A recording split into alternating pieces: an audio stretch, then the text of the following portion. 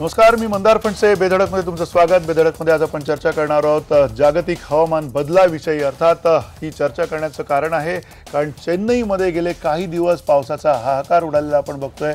पावसामुळे पूर स्थिती तिथे आहे. नुसतं चेन्नई नाही तर आता किनारपट्टी आंध्रच्या भागामध्ये सुद्धा अतिशय युद्धजन्य अशी परिस्थिती निर्माण झालेली आहे. एवढंच नाही तर काल अगदी लखनौसारख्या शहरामध्ये दुपारी भर दिवसा काळोख झाला आणि या काळोखाच्या दरम्यान लोकांना अचानक दिवाबत्ती करावी लागली. रस्त्यावरनं जाणाऱ्या वाहनांना लाईट लावावे लागले. हे सगळं नेमकं काय घडतंय आणि हे घडत असताना आत्ताच 11 डिसेंबरपर्यंत येत्या जागतिक हवामान बदलाविषयीची एक अत्यंत महत्त्वाची अशी परिषद पॅरिसमध्ये होत आहे. जागतिक सगळ्या ज्या काही वेगवेगळे देश आहेत ते देश याच्यामध्ये सामील आहेत. या देशाचे प्रमुख तिथे गेलेले आहेत.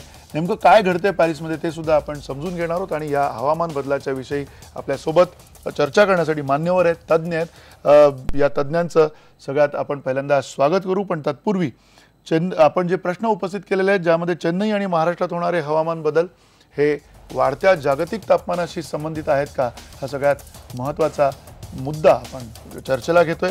क्लायमेट चेंजच्या मुद्द्याला भारतात फारसं गांभीर्यानं घेतलं जात नाही आहे का, हे सुद्धा त्यानिमित्तानं आपण तपासणार आहोत. आणि जागतिक हवामान बदल परिषदेमध्ये विकसित देशांना ताळ्यावर आणण्याचे प्रयत्न होतील का, हा सुद्धा एक महत्त्वाचा प्रश्न त्यानिमित्तानं आपण विचारणार आहोत. आपल्यासोबत प्राध्यापक मनीषा कायंदे आहेत, ज्या सहयोगी प्राध्यापिका आहेत प्राणीशास्त्राच्या आणि बायोडायव्हर्सिटी आणि इकोसिस्टमच्या अभ्यासक आहेत. त्या शिवसेनेच्या प्रवक्त्या आहेत, पण आपण आज त्यांना राजकीय विषयासाठी बोलवलेलं नसून केवळ या तज्ज्ञ या विषयातल्या म्हणून आपण बोलवतोय. अविनाश धर्माधिका आपल्यासोबत थोड्या वेळाने असणार आहेत, जे माझी सनदी अधिकारी आहेत आणि ते आत्ता ही पॅरिसमधली जी परिषद आहे तिथे आहेत. त्या परिषदेच्या मध्ये नेमकं काय चाललं ते आपण त्यांच्याकडनं समजून घेणार आहोत. परिणिता दांडेकर आपल्यासोबत आहेत, ज्या सहाय्यक समन्वयक आहेत. दक्षिण आशिया नेटवर्क, धरणं, नद्या आणि जनता जे जन आहेत त्यांच्या संदर्भातले जे काम चालू आहे त्यातल्या त्या समन्वयक आहेत. आणि डॉक्टर रामचंद्र साबळे आपल्यासोबत आहेत, जे कृषी हवामान तज्ज्ञ आहेत, सगळ्यांना आपल्या महाराष्ट्रामध्ये परिचित आहेत. या सगळ्या मान्यवरांचं स्वागत या चर्चेमध्ये. आणि अर्थात जो पहिला प्रश्न विचारायचा आहे, डॉक्टर रामचंद्र साबळे हवामान तज्ज्ञ म्हणून तुम्हाला हा प्रश्न विचारायचा आहे की जो महाराष्ट्रामध्ये जवळजवळ 2009 पासून गेल्या काही काळ आपण बघतोय, एक तर अवकाळी पाऊस आहे, पाऊस अजिबातच नाही आहे काही ठिकाणी. आत्ताची परिस्थिती मराठवाड्यासारख्या परिस्थितीत ठिकाणी अत्यंत भयंकर आहे. आणि एवढंच नाही तर दुसरीकडे आपल्याला चेन्नईमध्ये जी अतिवृष्टीचा जो प्रश्न गेले काही काळ आपण बघतोय ते सुद्धा आपल्यासमोर वाढवून ठेवलेलं दिसतंय.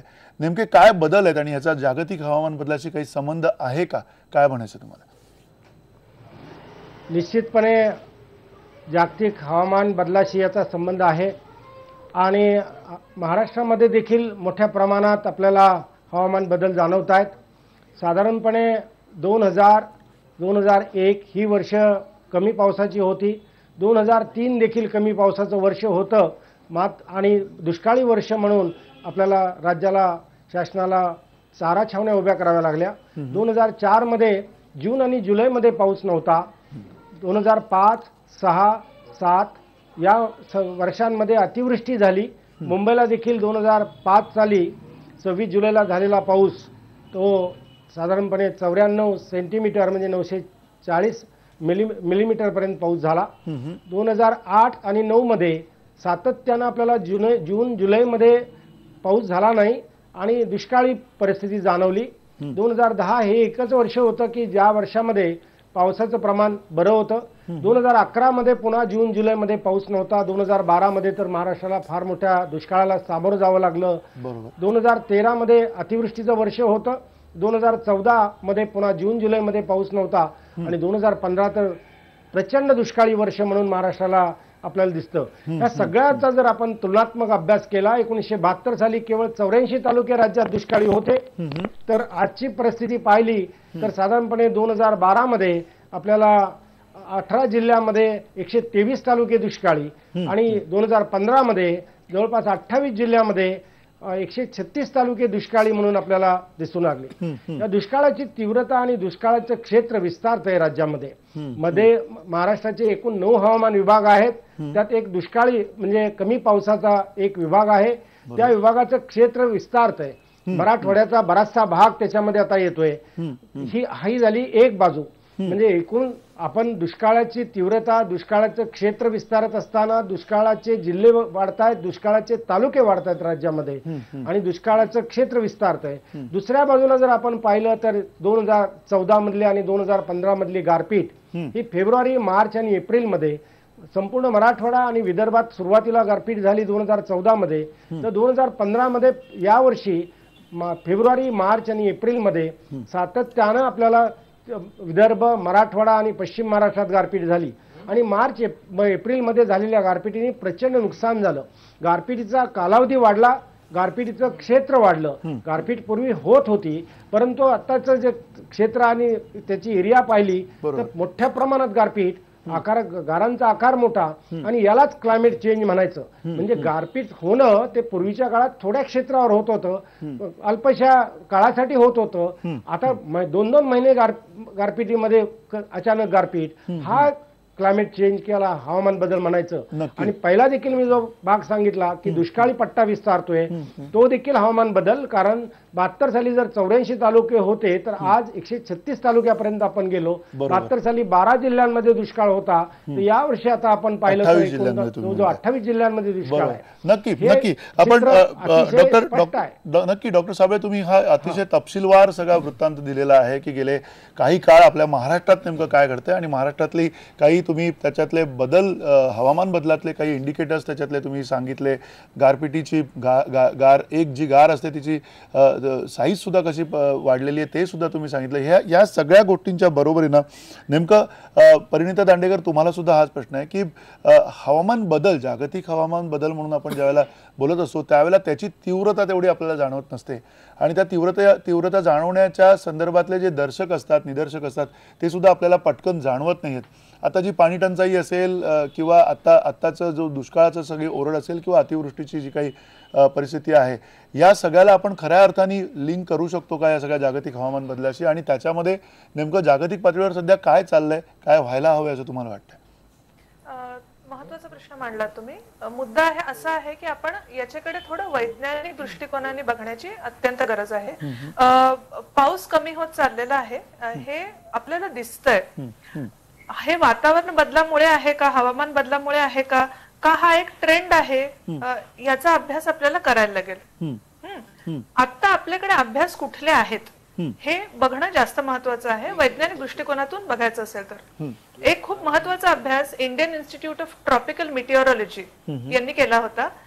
गारपिटीमध्ये वेस्टर्न डिस्टर्बन्स या एका गोष्टीचा एक खूप मोठा हात असतो, आपल्या याच्यात होता.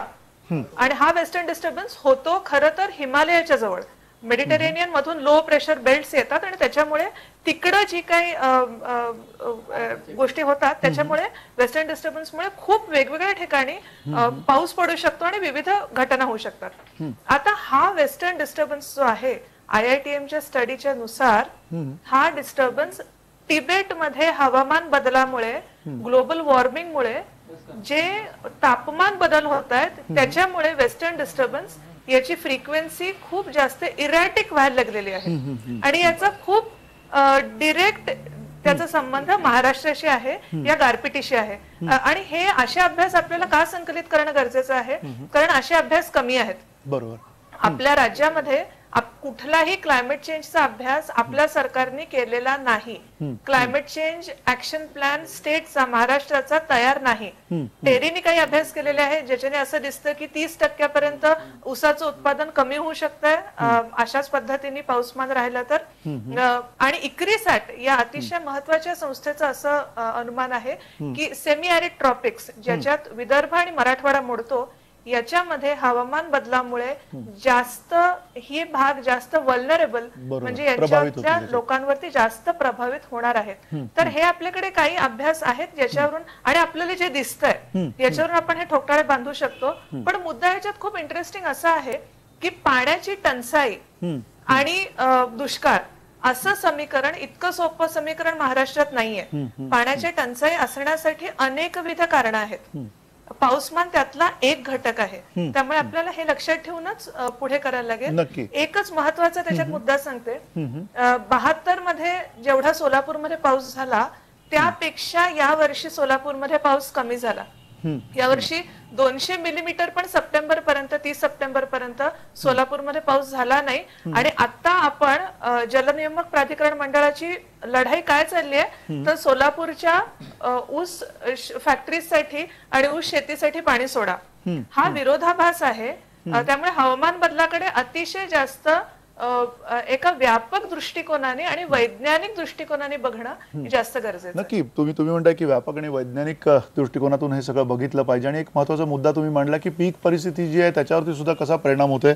त्याबरोबर पुन्हा आपल्यासोबत प्राध्यापक मनीषा कायंदे आहेत। मनीषा कायंदे, तुम्हाला हा प्रश्न आहे की मच्छीमारीसारखा एक इतका महत्त्वाचा उद्योग आहे आणि त्याच्यावरती हजारो लाखो लोक अवलंबून आहेत या संपूर्ण भारत देशामध्ये।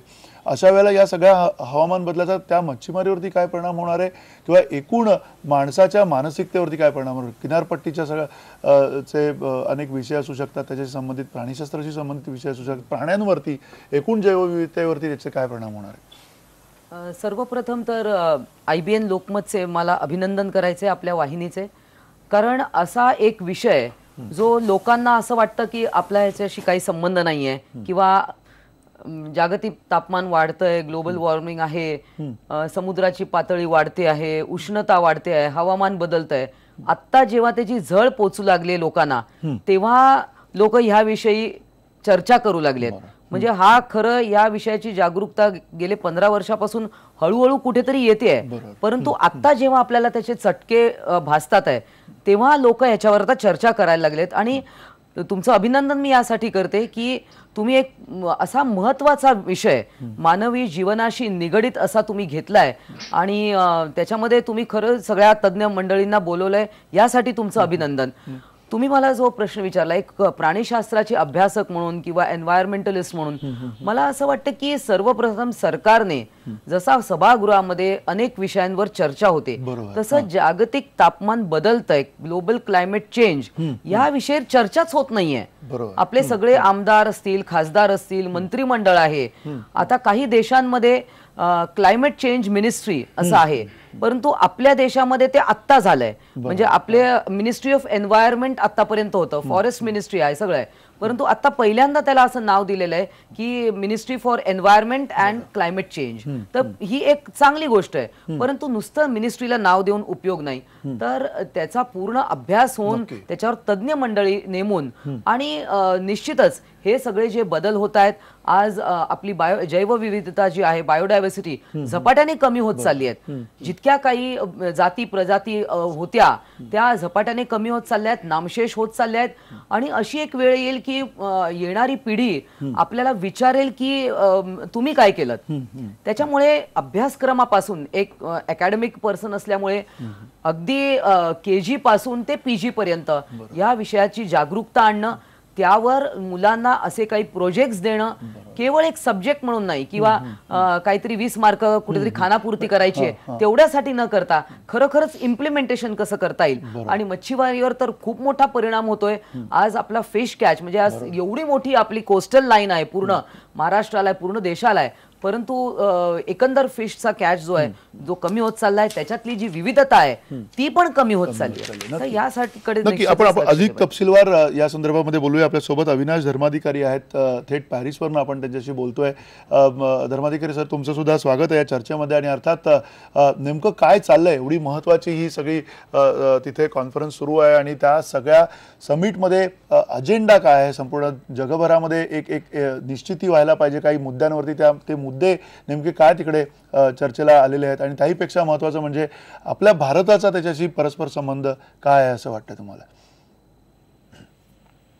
1997 मध्ये पर्यावरणाच्या प्रश्नावर जो जागतिक करार झाला, क्योतो करार, त्याची जागा घेणारा नवा आंतरराष्ट्रीय आणि कायदेशीरदृष्ट्या बंधनकारक असा करार यावा असा या परिषदेचा मुख्य विषय आहे। तसा हा विषय गेली 6 वर्ष चालू आहे, कोपेनहेगन पासून तो चालू झाला, पण मधल्या काही काळात नव्हतं एवढं आशावादी वातावरण आता इथे आहे।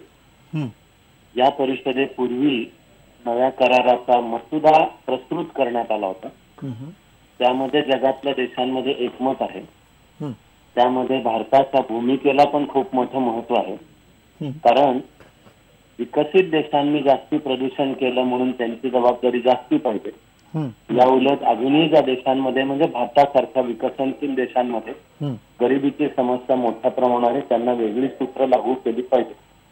याचं नाव आहे CBDR तत्व, कॉमन बट डिफरन्शिएटेड रिस्पॉन्सिबिलिटी.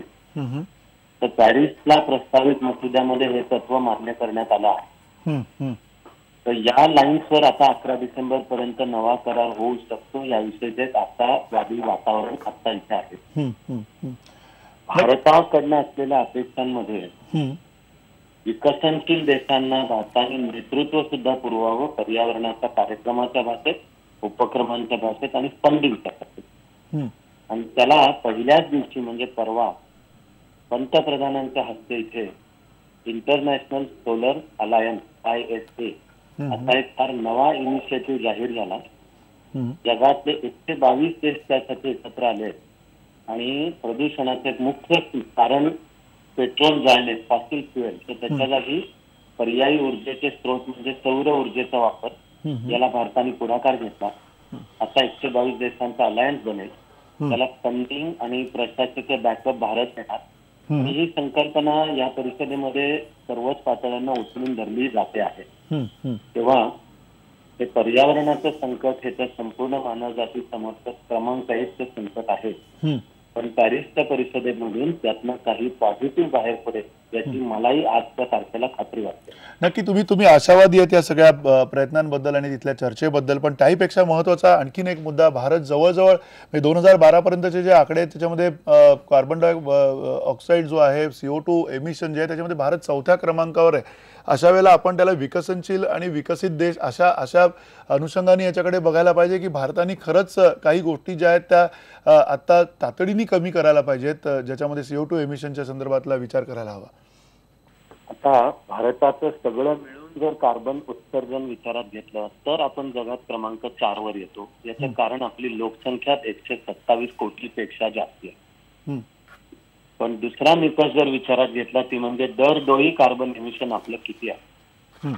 तर जिथे अमेरिकेचं वर्षाला 17 टन दर व्यक्ती मागे वर्षाला 17 टन पेक्षा जास्ती आहे. चीनचं 7 पॉइंट काहीतरी टन आहे. युरोपीय देशांचं सुद्धा 6 पॉइंट काहीतरी टन आहे. तिथे भारताचं 1.9 टन पर पर्सन पर इयर आहे. म्हणजे टोटल आकडा विचारात जास्तीत कारण 120 कोटी आहे. आपलं दरडोई पर कॅपिटा जे मानलं जातं की 4 टनापर्यंत असेल तर ते ओके आहे. आता जास्त महत्वाचा प्रश्न मी काय म्हणतो, विकसित देश ज्या रस्त्यावरनं औद्योगिक क्रांतीनंतर गेले तसाच आपण करून आपणही तेवढं प्रदूषण केल्यावरच आपण शासन झालं पाहिजे. आता आपण बंधन मानण्याचं काही कारण नाहीये. भारताने एक वेगळा रस्ता दाखवून दिला पाहिजे. तेव्हा एकीकडे गरिबी दूर करणे आणि त्यासाठी आजच्या अमेरिकेच्या एकूण लोकसंख्ये एवढी भारतात दारिद्र्याखालीलची लोकसंख्या आहे. तेव्हा हे आव्हान आणि तरी विकासाचा रस्ता पर्यावरण पूरक कसा असेल त्याला आम्ही म्हणतो भारतासमोरचं आव्हान आहे. त्याला उत्तर सुद्धा आहे. आणि भारताने जर आता ह्या परिषदेला आणि नंतर पर्यावरणाच्या चळवळीला नेतृत्व द्यायचं असेल जगातून, तर नेतृत्व म्हणजे विकासाचे पर्यावरणाला अनुकूल असे पर्याय भारतामधनं निर्माण झाले पाहिजेत. हीच भारताची परिषदेतली भूमिका पाहिजे. नक्की या बरोबरीनं जी भाषणं झाली म्हणजे ओबामांनी जे भाषण केलेलं आहे किंवा अगदी त्यानंतरच्या प्रत्येक जे देश सहभागी झाले त्याच्यामध्ये जी भाषणं झाली, नेमकं असं काय याच्यातलं वैशिष्ट्य सांगता येईल तुम्हाला आणि कुठलं असं प्रभावित करणारं भाषण होतं तुमच्या दृष्टिकोनातून? ऍक्च्युली मी प्रभावित म्हणजे स्वतः बराक ओबामा, जर्मनीचे चान्सलर अँजेला मर्कल, रशियाचे अध्यक्ष व्लादिमीर पुतीन, फ्रान्सच्याकडे तर आता याचं संयोजकत्व असल्यामुळे नेतृत्वच आहे, या सर्वांचे प्रभावी आहेत. एवढं निश्चित आहे की या सर्वांनी सुद्धा पुन्हा पुन्हा भारताचा पंतप्रधान मोदींच्या वक्तव्यांचा उल्लेख करून सांगितलं की उदाहरणार्थ हा जो इंटरनॅशनल सोलर अलायन्स फार महत्वाचा रस्ता दाखवतो. मी प्रभावित करण्याच्या भाषेत म्हणेन की सगळ्याच देशाच्या प्रमुखांना पहिल्या दिवशी उदाहरणार्थ 150 पेक्षा जास्ती देशांचे हेड्स ऑफ गव्हर्नमेंट किंवा हेड्स ऑफ स्टेट उपस्थित होते. अशी परिषद मानवाच्या इतिहासात झालेली नाही यापूर्वी. एवढ्यांच्या उपस्थितीचाच अर्थ आहे की पर्यावरणाच्या प्रश्नाचं गांभीर्य सर्वांनाच कळलंय आणि ते सर्वांच्याच बोलण्यामध्ये व्यक्त होत आहे. काही बेट मालदीव घ्या, नेपाळ सारखे देश घ्या, पॅसिफिक मधला तुवालू हे बेट आहे, तिथं बुडण्याच्याच वाटेवर म्हणजे ही बुडणे. आणि या देशांचं म्हणणं आहे की आमच्या समोर पर्यायच नाहीये कुठे, ते पर्याय या परिषदेसमोर चर्चेला आहेत. तेव्हा मी म्हणेन काही निवडक कोणातरी देशप्रमुखांचा प्रभावी बोलण्यापेक्षा तिथलं वातावरण आणि त्यामध्ये असलेलं ऑप्टिमिझम आशा ही सगळ्यात प्रभावी गोष्ट आहे. नक्की. आणि आणि अगदी एक आणखीन शेवटचा प्रश्न तुम्हाला विचारायचा आहे. कदाचित थोड्या वेळाने पुन्हा तुमच्याशी आम्ही संपर्क करू, कारण आता संपर्कामध्ये काही अडथळे येऊ शकतात. पण ज्या शेवटच्या प्रश्नामध्ये एक मुद्दा आहे, तुम्ही म्हणताय की एक आशावाद आहे, ॲग्रीमेंट म्हणून येणाऱ्या काळात काय गोष्टी येण्याची शक्यता आहे, म्हणजे कशा प्रकारे कुठल्या मुद्द्यांवरती सहमती होण्याची शक्यता आहे असं तुम्हाला वाटतंय? संपर्क पुन्हा तुटलेला आहे. आपण अविनाश धर्माधिकारी यांच्याशी संपर्क साधूया. पॅरिसमधून ते बोलत आहेत आपल्याशी. आपल्यासोबत परिणिता दांडेकर सुद्धा आहेत.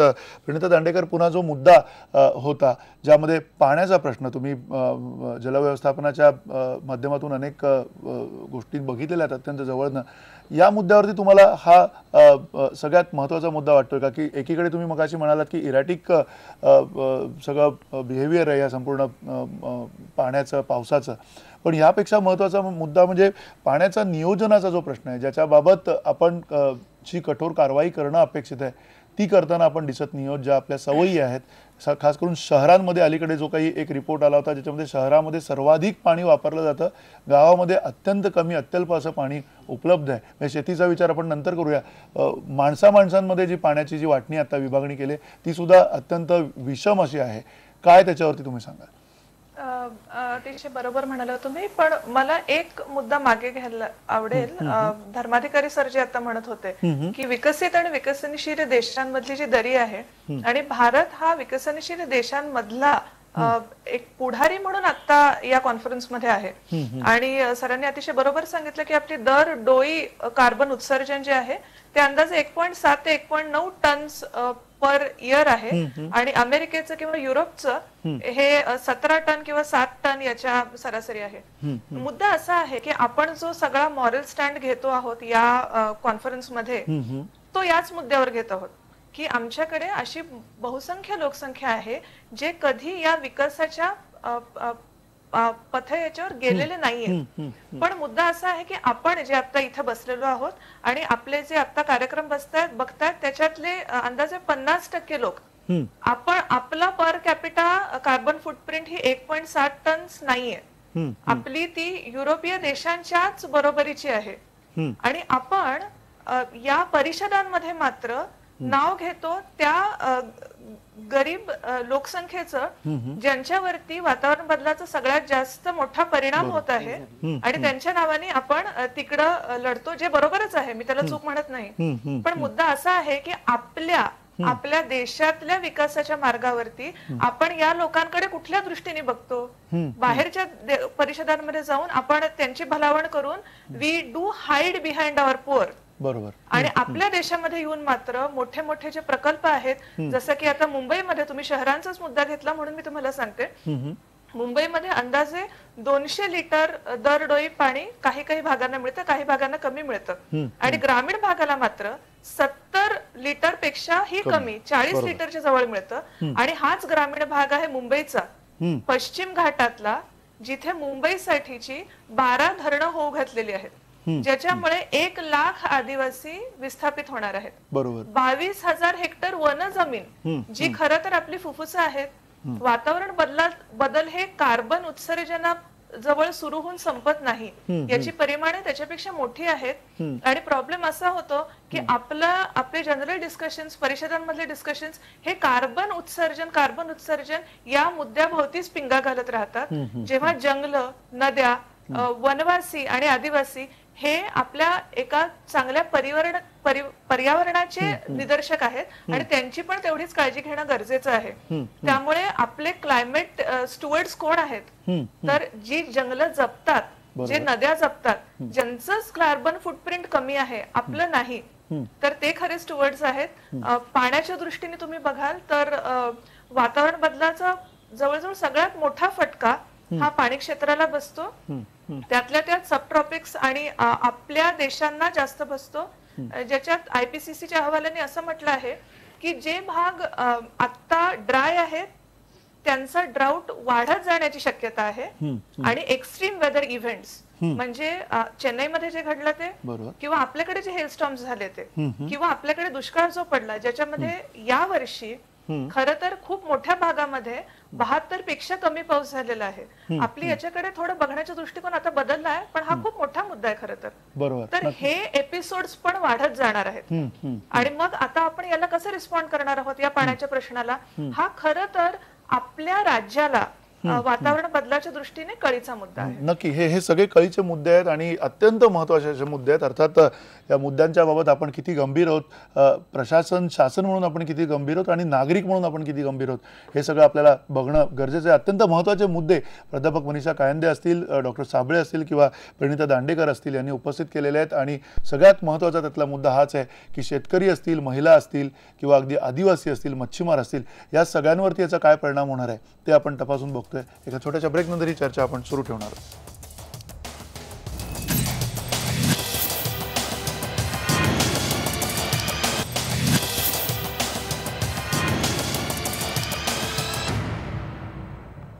बेधडकमध्ये तुमचं पुन्हा एकदा स्वागत. आपण आज हवामान बदलावरती ही चर्चा करतोय आणि या चर्चेमध्ये अर्थात आपले तज्ज्ञ आणि जे मान्यवर आहेत ते त्यांची मतं मांडतायत. काही महत्त्वाची मतं आत्तापर्यंत आपण ऐकलेली आहेत. डॉक्टर रामचंद्र साबळे आपल्यासोबत आहेत. डॉक्टर साबळे, तुम्हाला हा प्रश्न आहे, जो मुद्दा मगाशी आपण काही विशिष्ट प्रकारच्या जनसमूहांचा विचार केला, ज्याच्यामध्ये अगदी महत्त्वाचा मुद्दा प्रणिता दांडेकर यांनी उपस्थित केला होता. मूळ मुद्दा जो आहे ज्याच्यात हे सगळे बदल होताना दिसतात आपल्या सगळ्यांना, या बदलांचा थेट परिणाम तुम्हाला गेल्या काही काळामध्ये कसा होताना दिसतोय? शेतकऱ्यांवरचा परिणाम तुमच्यावरती तुम्ही म्हणाल कशा पद्धतीनं होताना दिसतोय? कारण आपण आता ऊसाचा एक संदर्भ ऐकला प्रणिता दांडेकर यांच्या बोलण्यामधनं, पण खऱ्या अर्थाने आपण बऱ्याचदा म्हणतो की ह्या सगळ्या हवामान बदलामध्ये पीक बदल केले पाहिजेत, आपण वेगवेगळ्या पद्धतीनं, पण ह्याच्यात सरकार कुठेतरी पूर्णपणे मागे आहे. सरकार काही सांगत नाही आहे, ठोस असं काही म्हणत नाही आहे आणि त्याहीपेक्षा महत्त्वाचं म्हणजे जो शेतकरी आहे तो संपूर्ण वाऱ्यावर आहे. या सगळ्या एकूण गोंधळाच्या वातावरणामध्ये जे परिणाम आतापर्यंत, जे दुष्परिणाम आतापर्यंत घडलेले आहेत ते कोणते आहेत असं तुम्हाला वाटतं? प्रामुख्यानं शेती क्षेत्र हे जास्त मोठ्या प्रमाणात सफर होत आहे या हवामान बदलाच्या परिणामानं. राज्यातलाच काय देशातला शेतकरी देखील मोठ्या प्रमाणात याच्यामध्ये सफर होत आहेत.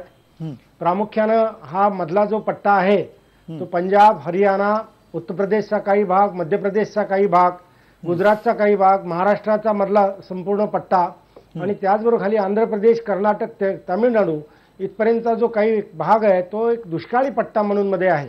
आणि या पट्ट्यामध्ये प्रामुख्यानं बऱ्याच वेळेला पावसाच्या वितरणामध्ये, पावसाच्या आगमनामध्ये प्रश्न निर्माण होतात. आपल्या राज्यातच जर पाहिलं तर मगाशी सुरुवातीला आपण जो विषय घेतला की 2001-2 मध्ये सरासरीपेक्षा पाऊस कमी झाला. जून जुलैमध्ये जो पाऊस येण्यामध्ये अडथळे येतात, पेरण्यांवरती त्याचा परिणाम होतोय. खरीप हंगामामध्ये दुबार पेरणी करावी लागते.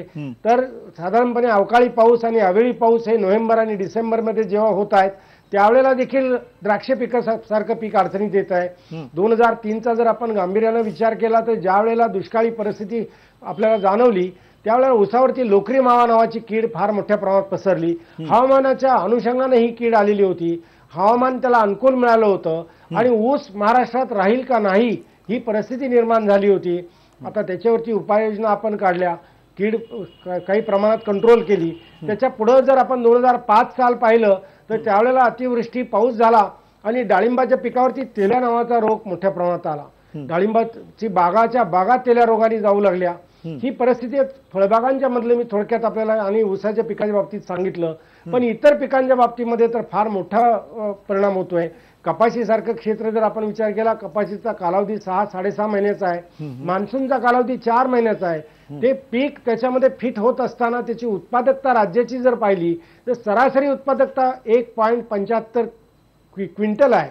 इतकी कमी उत्पादकता असल्यानंतर सरासरी उत्पादकता म्हणजे क्षेत्र आहे 40 लाख हेक्टर, 26 लाख हेक्टरवरून 1996 साली 26 लाख हेक्टर क्षेत्र होतं कपाशीचं. आता 40 लाख हेक्टर पर्यंत क्षेत्र वाढत चाललंय आणि उत्पादकता मात्र कमी आहे. उत्पादकता जेव्हा कमी आहे आणि खर्च जर 20,000 रुपये हेक्टरी असेल तर 1.25 क्विंटल मधनं किती उत्पादन मिळेल पाऊस कमी होतोय, पावसात खंड पडतायत, या कपाशीच्या पिकावर तर फार मोठा परिणाम होतोय. आणि मग आपण जे पाहतोय ते कर्जबाजारीपणा शेतकऱ्यांचा विदर्भातला असेल, मराठवाड्यातला असेल, हा फार सिरियसली घेण्याचा विषय आहे की या ना कुठली पर्यायी पीक पद्धती कोणती देता येईल, तुरीसारखं पीक देता येईल आपल्याला, पण याच्यावरती विद्यापीठांनी सुद्धा प्रयोग घेणं गरजेचं आहे. तूर असेल, सोयाबीन असेल, त्यानंतर मका असेल, त्यानंतर मिरची आहे, या अशासारखी पिकांनी कपाशीखालचं क्षेत्र कमी करावं लागणार आहे. तर काही बाबतीत आपल्याला असा विचार करावा लागतोय, जेव्हा जून जुलैमध्ये पाऊस होत नाहीये किंवा जुलै अखेरीला पाऊस सुरू होतो, आम्ही म्हणतो की 10 जुलैपर्यंत ही पिकं पेरा, अगर ती पिकं पेरा, त्यानंतर काही पेरण्याचं आमच्याकडे रिकमेंडेशन नाहीये. विद्यापीठांनी त्याच्यावर संशोधन करणं गरजेचं आहे की उशिरा पेरणीसाठी मग कोणत्या जाती आपण निवडाव्यात, कोणती पिकं पेरावीत, खूप चांगल्या प्रकारे याच्यावर काम करण्याची गरज आहे. अगदीच लाईटली घेण्यासारखा हा विषय गेले 15 वर्ष चाललेला आहे. त्याला कारण असं की हवामान हे असंच असतं आणि हवामानात हे असंच घडत असतं. आणि मग आता शेतकरी मात्र जागे होत आहेत. हे कार्यक्रम जेव्हा होत आहेत, परवा एक सोलापूरला मोठा कार्यक्रम झाला, तिथल्या चीफ एक्झिक्युटिव्ह ऑफिसर आणि तिथले अध्यक्ष जिल्हा परिषद यांनी फार मोठा कार्यक्रम शेतकऱ्यांसाठी केला. शेतकरी जागृत झालेत. आता 2 तास शेतकरी या हवामान बदल आणि त्याच्यात पर्यायी पीक व्यवस्थापन याच्यामध्ये आम्ही हा विषय घेतला होता. आता याच्यामध्ये काही शेवग्यासारखं पीक आहे की ज्याच्यामध्ये आज शेवग्याचे दर खूप आहेत, ते देखील यांनी शेतकऱ्यांनी घेतले पाहिजेत. त्याचबरोबर आता प्रोटेक्टेड ॲग्रिकल्चर किंवा पॉलीहाऊस मधली शेती याच्याकडे आपल्याला वळावं लागेल. ज्या वेळेला अशा प्रकारे नुकसान होत आहे ते त्या दिशेने जावं लागेल. द्राक्षासारख्या पिकामध्ये नोव्हेंबरमध्ये जेव्हा पाऊस होत आहेत आणि द्राक्षे एक्सपोर्ट केले जातात, युरोपला केली जातात, जेव्हा पाऊस होतो तेव्हा मनी डिले होतात आणि द्राक्ष बागायतदारांच्या अंगावर गार येते, कारण मोठा खर्च केलेला असतो आणि पीक हातचं जातंय असं त्यांच्या लक्षात येतं. असे असंख्य पिकांच्या मध्ये सारखे प्रश्न येत आहेत. हे प्रश्नांची एकदा सिरीजमध्ये लिखाण करून लिस्ट करून याला पॉलिसी म्हणून राज्यानं काहीतरी करावे लागेल.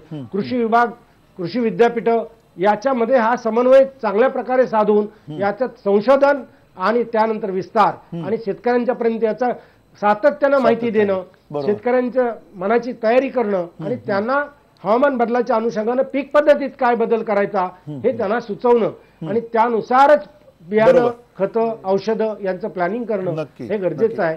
दुष्काळाला सामोरं जातील अशा जाती निर्माण करण्याची गरज आहे. कमी पाण्यावर येणाऱ्या जातींची निर्मिती करणं गरजेचं आहे. बायोटेक्नॉलॉजीचा वापर करणं गरजेचं आहे. हे फार मोठं संकट आहे. अन्यथा महाराष्ट्रातली शेती खूप अडचणीत येणार आहे. शेतकरी आता या हवामान बदलाच्या फटक्यांनी कंटाळलेले आहेत. बऱ्याचशा वेळेला त्यांचं नुकसान मोठ्या प्रमाणात होत आहे आणि शेती वरती कर्ज वाढत आहे आणि म्हणून आपल्याला जी परिस्थिती विदर्भातली दिसते ती आज आपल्याला स्पष्टपणे जाणवते. नक्की हे परिणामाकडे आता डोळसपणे लक्ष देणं गरजेचं आहे. नक्की तुम्ही अत्यंत पोटतिडकीने हे सगळं सांगताय, मांडताय आणि त्याच्यातला एक अर्थ असा काढता येऊ शकतो आपल्याला की या सगळ्याकडे कोणीतरी दुर्लक्ष करतंय. कोणीतरी म्हणजे अर्थात सरकार दुर्लक्ष करतात. सरकार कुठली जरी असली तरी सरकार त्या अर्थाने याच्यामध्ये मतांचं पोटेन्शियल बघत नाहीये का, किंवा त्या अर्थाने सरकार या सगळ्या मुद्द्याला प्राधान्यानं का घेत नाहीये? परिणिता दांडेकर, तुम्हाला या संदर्भात काय म्हणायचं? अगदी छोटा मुद्दा मांडायचा आहे मला. अतिशय बरोबर मांडलं साबळे सरांनी, अतिशय महत्वाचे मुद्दे मांडले पीक पद्धतीबद्दल. आता यालाच मी हवामानाशी किंवा या परिषदेशी जोडून तुम्हाला सांगते की आता असं तिकडे डिस्कशन चाललेलं आहे की विकसित देशांनी विकसनशील देशांसाठी एक क्लायमेट फंड तयार करावा. हे खूप वर्ष चाललेलं आहे. अगदी पहिलं 92 पासून हे डिस्कशन सुरू आहेत आणि तो एक फंड असणार आहे $100 बिलियन अॅन्युअली 2020 पर्यंत. एवढा मोठा तो फंड असणार आहे आणि याच्यातून टेक्नॉलॉजी ट्रान्सफर होणार, याच्यातून क्लीन डेव्हलपमेंट मेकॅनिझम होणार आणि क्लीन म्हणजे थोडक्यात काय तर खूप नावं आहेत याला, खूप लेबल्स आहेत. स्वच्छ एनर्जीची, ऊर्जेची, पर्यावरण पूरक विकासाची वेगवेगळी लेबल आहेत. पण आपल्याकडे काय आहे आता? आपल्याला खरंच हे सगळं बाजारीकरण मान्य आहे का? हाच एक मार्ग आहे का हवामान बदल रोखण्याचा? आता साबळे सर म्हणाले पीक पद्धतींबद्दल आणि त्यांनी तुरीचा उल्लेख केला. मी स्वतः याच्यात खूप फिरले आहे जिथे ऊस लावलेला आहे आणि एखादा शेतकरी पाणी कमी असताना, धरणाचं पाणी मिळत नसताना, त्याचा भूजल अतिशय खोल गेलेला असताना ऊस का लावतो? हा खूप महत्वाचा प्रश्न आहे. आपण इथं बसून ऊसाला काहीतरी बोलणं, नावं ठेवणं सोपं आहे, पण शेतकरी ऊस का लावतो हे समजून घ्यायला लागतं. आम्ही त्यांना विचारलं की हवामान बदलत असताना, पाणी कमी असतानाही तुम्ही ऊस का लावता? आणि याच्यावर उत्तर होतं की हवामान बदलतंय म्हणूनच आम्ही ऊस लावतो. खूप महत्वाचं उत्तर आहे हे. कारण जर तूर किंवा डाळी, तूर थोडा मोठा आहे पण मूग किंवा उडीद अशी जी डाळ आहे 3 ते 4 महिने त्याचं ग्रोथ सायकल आहे. जून जुलै मध्ये जर पाऊस पडला नाही तर ही पिकं पूर्णपणे नष्ट होतात, त्या शेतकऱ्याच्या हातात काही येत नाही. या विरुद्ध उसाला थोडंसं पाणी दिलं तर निदान तो मरत नाही, 1 महिना कसं तरी तगवून नेतो. खूप महत्वाचं आहे हे. आणि पण तूर आणि डाळ लावणारा शेतकरी कोण आहे? डाळ लावणारे शेतकरी हा आहे ज्याचं खरं आपण आता जाहीरपणे सत्कार करायला पाहिजे. या परिषदा वगैरे बाजूला ठेवा तुम्ही. हवामान बदलासाठी जर एक कोणी काम करत असला अतिशय महत्वाचं तर तो डाळ लावणारा शेतकरी आहे. बाकीच्या सगळ्या पिकांना आपल्याला NPK खतं द्यायला लागतात, ज्याच्यामध्ये N म्हणजे नायट्रोजन. हे नायट्रस ऑक्साईड जे हवामानामध्ये जातं या खतांमुळे ते खरं तर कार्बन पेक्षा 298 टाइम्स जास्त ग्रीन हाऊस पोटेन्शियल असलेलं आहे, जास्त वातावरण बदल करणार आहे.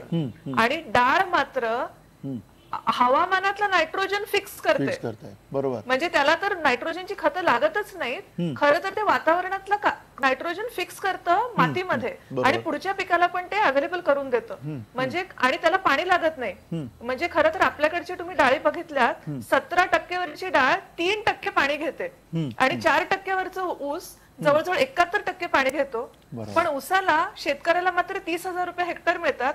आणि एवढी महत्वाची डाळ लावणारा शेतकरी जो नुसताच आपल्या देशाचे 12,000 कोटी रुपये दरवर्षी वाचवत नाहीये, कारण आपण इम्पोर्ट करतोय डाळ, पण एवढा मोठा हवामान बदलामध्ये वाटा उचलतोय, त्याला मात्र हेक्टरी 6,000 ते 7,000 रुपये मिळतात आणि त्याचं पीक जाऊ शकतं.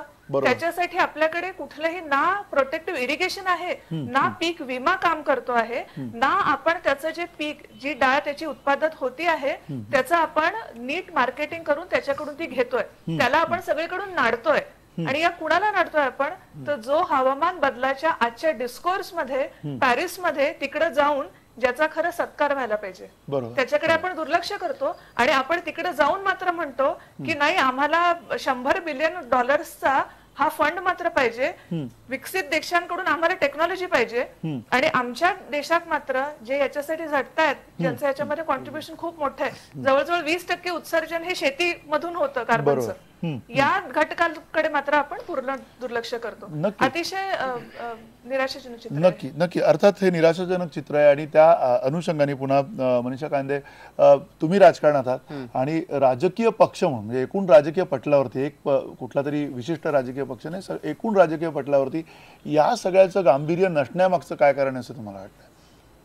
मुळात म्हणजे जेव्हा शहरांचा, गावांचा विकास आराखडा तयार केला जातो तर त्यावेळी शहरांना प्रोटेक्ट करणारं, समुद्रापासून जे अनेक गोष्टी आहे, भराव टाकणं, हे खरं तर सगळ्यात आधी बंद केलं पाहिजे.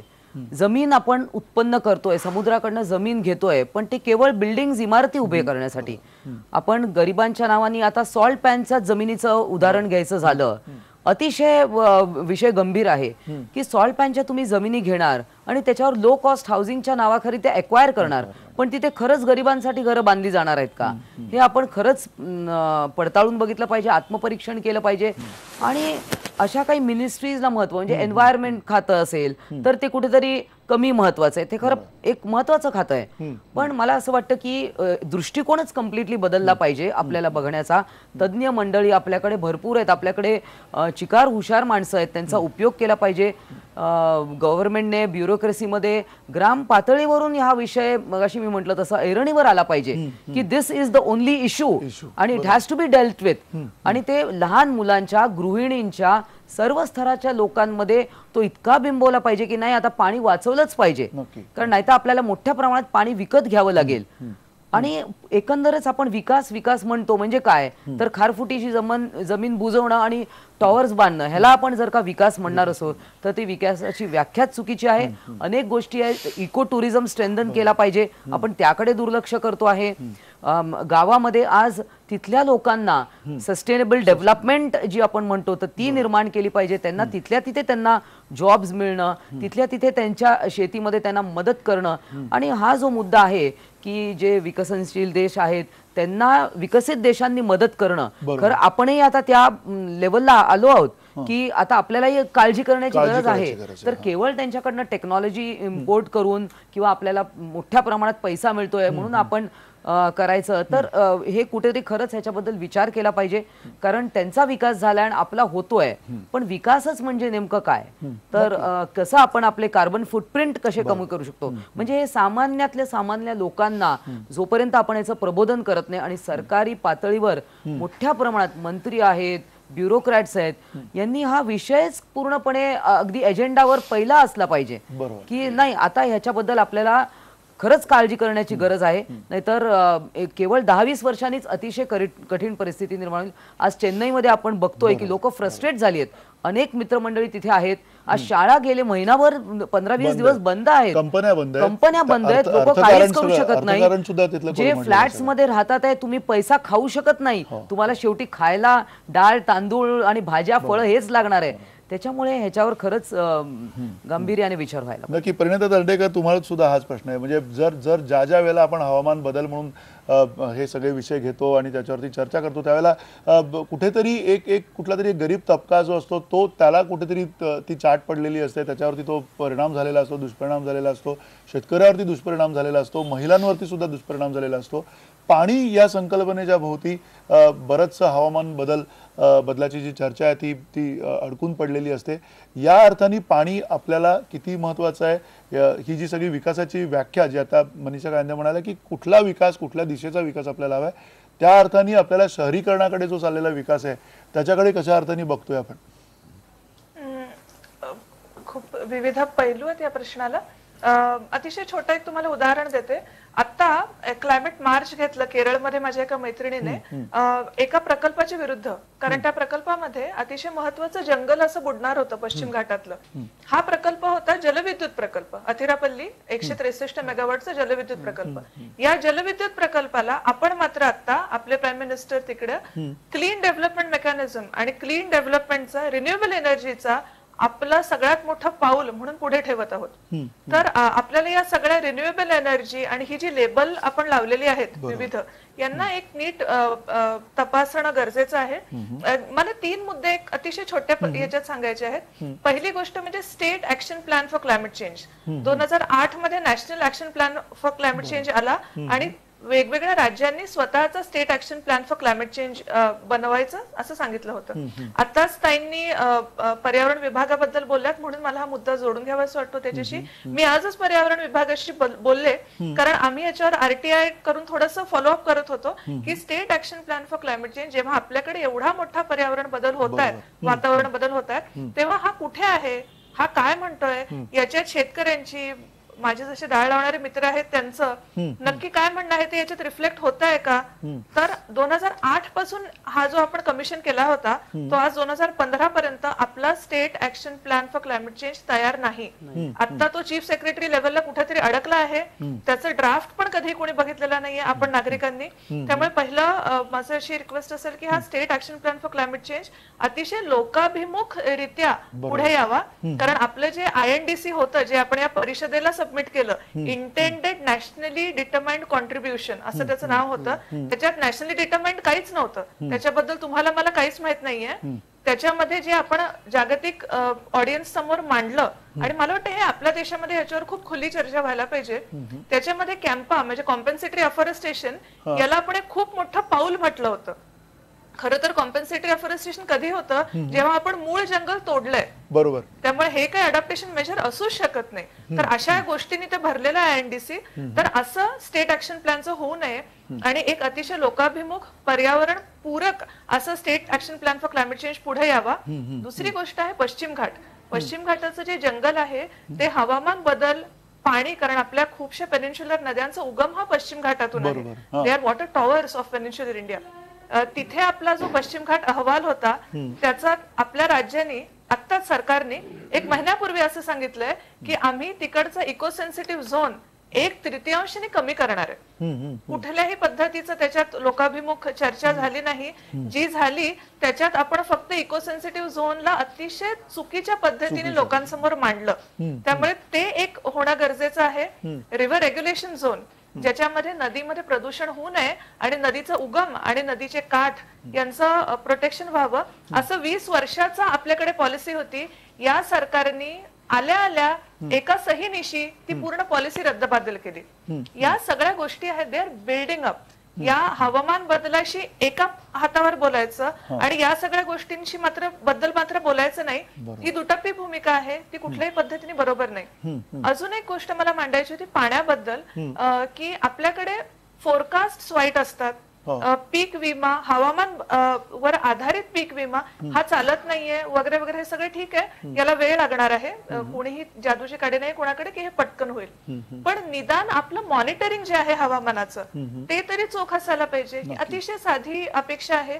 पण आता तुम्ही बघितलं तर IMDचा जो अहवाल आहे पावसाचा जून ते सप्टेंबर 30, त्याच्यात IMD असं म्हणतोय की आपल्याकडे 73% पाऊस झाला आपल्या राज्यात. आणि आपलं राज्य शेतकी विभाग मात्र म्हणतोय की आपल्याकडे जेमतेम 60% पण पाऊस झालेला नाहीये त्याच पिरियड मध्ये. म्हणजे हे तर आपण मॉनिटरिंग म्हणतोय. बरोबर. आणि या आधारावर आपली पीक विमा योजना बनणार, आपली हवामान बदल योजना बनणार, आपलं दुष्काळ नियोजन बनणार. तर त्यामुळे हवामान बदल हा खूप मोठा विषय आहे. पण प्रत्येक छोट्या छोट्या बाबींनी आपण याच्यावर कसं काम करतो, ते किती जास्त डेमोक्रेटिक आहे, किती ट्रान्सपरंट आहे, हे तितकंच महत्वाचं आहे. नक्की, अत्यंत महत्वाचे असे मुद्दे आहेत तुमचे. आणि त्याही पेक्षा महत्वाचा जो मुद्दा तुम्ही म्हटलात की राज्याची जी काही हवामान बदलाविषयीची नीती आहे ती लवकरात लवकर समोर यावी आणि त्या संदर्भातनं सुद्धा काहीतरी पावलं सरकारने उचलावीत. डॉक्टर रामचंद्र साबळे, अगदी जाता तर तुम्हाला हाच शेवटी प्रश्न आहे की सर्वाधिक आता आपण बघतोय की जो फटका आहे तो शेती क्षेत्राला आहे, मच्छीमार क्षेत्राला आहे, आदिवासी समाज जो आहे सगळा त्यांच्या पूर्ण जगण्याच्या रोजच्या जगण्यामध्ये हा सगळा फटका बसताना दिसतोय. जे तांत्रिक बदल होणं अपेक्षित होतं गेल्या काही 10-15 वर्षाच्या काळामध्ये, खास करून ऑब्झर्वेटरीज असणं अपेक्षित होतं, त्यासाठीचा निधी असेल किंवा त्यासाठीची जी प्राथमिकता असेल ती झालेली नाहीये. ती न होण्यामागची कारणं तुम्हाला काय वाटतात किंवा ती लवकरात लवकर कशी होतील असं तुम्हाला म्हणायचं आहे? मला असं सांगायचं आहे की ह्या वेधशाळा आता राज्यामध्ये जे कृषी विद्यापीठांच्याकडे साधारणपणे 55 वेधशाळा आहेत. या 55 वेधशाळांच्यापैकी 15 वेधशाळांमध्येच सर्व ऑब्झर्वेशन्सची सोय आहे. म्हणजे कमाल तापमान, किमान तापमान, सकाळची आर्द्रता, दुपारची आर्द्रता, वाऱ्याचा वेग, सूर्यप्रकाशाचा कालावधी, या प्रकारची जी 6-7 ऑब्झर्वेशन्स आहेत ही फक्त 15 वेधशाळांमध्ये आहेत. उरलेल्या 55 वेधशाळांच्या पैकी 2-4च फक्त ऑब्झर्वेशन, म्हणजे कमाल तापमान, किमान तापमान, सकाळची आर्द्रता, दुपारची आर्द्रता आणि पाऊस, काही थोडे बोटावर मोजणे इतपत तिथं ऑब्झर्वेशन्स आहेत. यात कधी सुधारणा होणार आहे? हे सगळ्या कृषी विद्यापीठांच्याकडे वेधशाळा आहेत. याच्यामध्ये निश्चितपणे आपल्याला इन्स्ट्रुमेंट्स वाढवावे लागतील. जो दुसरा प्रकल्प होता की जो ऑटोमॅटिक वेदर स्टेशनचा, त्याच्याबद्दलही शासनाकडनं फारशी काही प्रगती झाली नाही. गेली 3 वर्ष त्याच्यावर चर्चा झाली, वेगवेगळे प्रस्ताव झाले, परंतु त्यात काही प्रगती नाही. म्हणजे एकूण हवामानाच्या अभ्यासाच्या दृष्टीनं ज्या गोष्टी लागत आहेत त्याच्यामध्ये देखील आम्ही सतर्क नाही.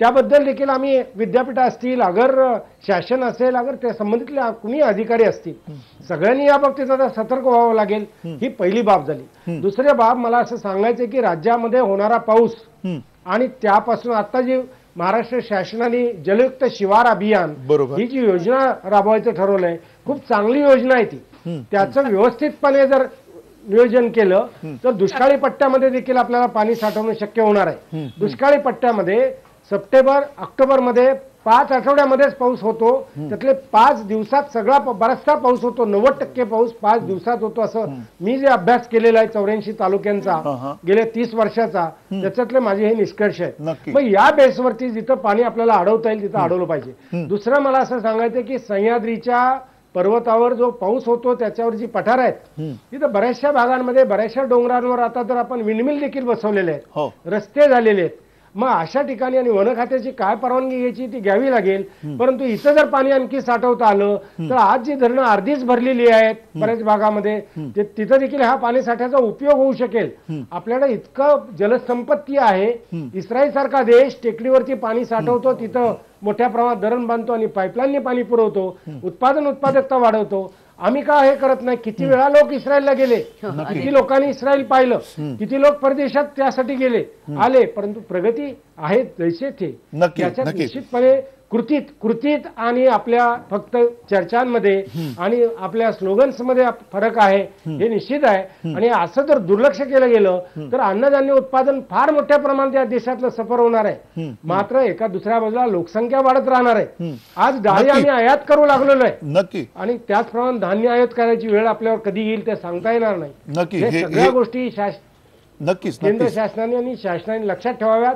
पाण्याचं चांगल्या प्रकारे साठवण करावी, पुरवठा करावा, शेतकऱ्यांना हवामान अंदाज द्यावेत आणि हवामान अंदाजामुळे त्यांचं नुकसान वाचेल कसं हे पाहावं. नक्की. सगळ्या गोष्टी हे सगळे अत्यंत महत्वाचे मुद्दे आहेत आणि या महत्वाच्या मुद्द्यांच्या मार्फत अर्थात आपण या चर्चेमधनं एक मात्र शिकलं पाहिजे की हा जो विषय आहे तो नुसताच कुठला अभ्यासू विषय नाहीये, तर या विषयामध्ये तुमच्या आमच्याशी संबंधित असे सगळे संदर्भ जोडले गेलेले आहेत आणि नुसते संदर्भ जोडले गेलेले नाहीयेत. तर या विषयाकडे जर आपण सगळ्यांनी दुर्लक्ष केलं तर आपलं काही खरं नाही. चेन्नईमध्ये आपण ते बघितलेलं आहे. आपण 26 जुलैला जे काही झालेलं आहे मुंबईमध्ये तेही सुद्धा बघितलेलं आहे. आणि या सगळ्याच्या पार्श्वभूमीवर कुठेतरी हा विषय या सगळ्या तज्ज्ञांनी ज्या पद्धतीनं मांडलाय तो आपण समजून घेऊयात आणि त्या समजण्यातूनच अर्थात या विषयाच्या अनुषंगाने जे बदल आपल्याला घडवून आणायचे आहेत ते बदल घडवण्याची प्रक्रिया ती सुरू राहील अशी अपेक्षा करूयात. धन्यवाद. नमस्कार.